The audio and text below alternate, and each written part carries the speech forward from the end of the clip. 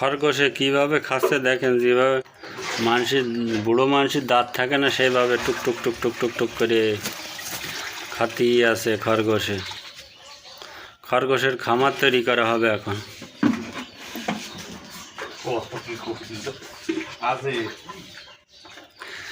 এ বাচ্চা আর ওই খাঁচার ভিতরে ওর মা আছে।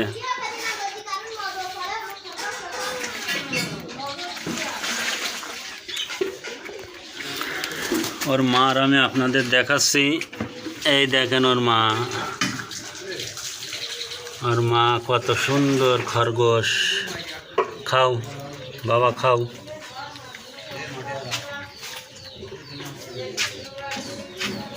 খরগোশের ঘুম আসতেছে, ঘুম।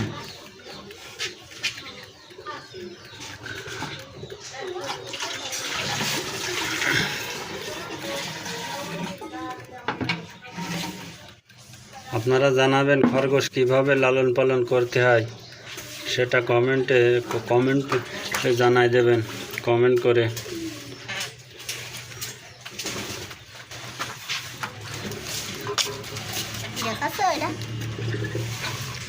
এটা আসিবির খরগোশ দুটো,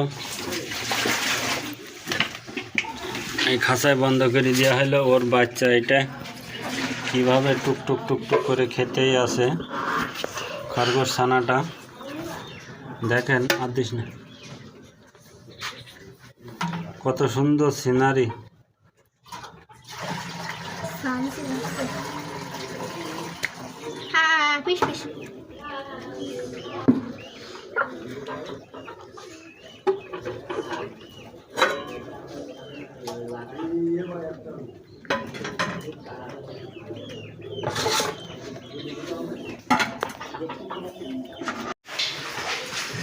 আসসালামু আলাইকুম। এখন হাত বানানো করে এই গাইটার দুধ দেওয়া হবে। বহুত ঠান্ডা গায়ে, কিচ্ছু বলে না। আবার ঠান্ডায় দাঁড়ায় থাকবে।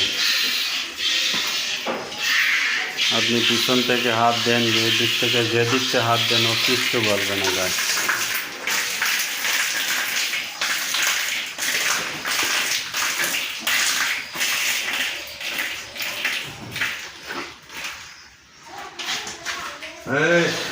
সেই জন্য আর গায়ে ধোয়ার জন্য অবশ্যই একটা জায়গা নির্ধারণ করে রাখবেন, কারণ গায়েরা যদি একটু বেশি নড়াচড়া করে তাহলে দুধ ছড়ায় ফেলতে পারে বাছুরের জন্য।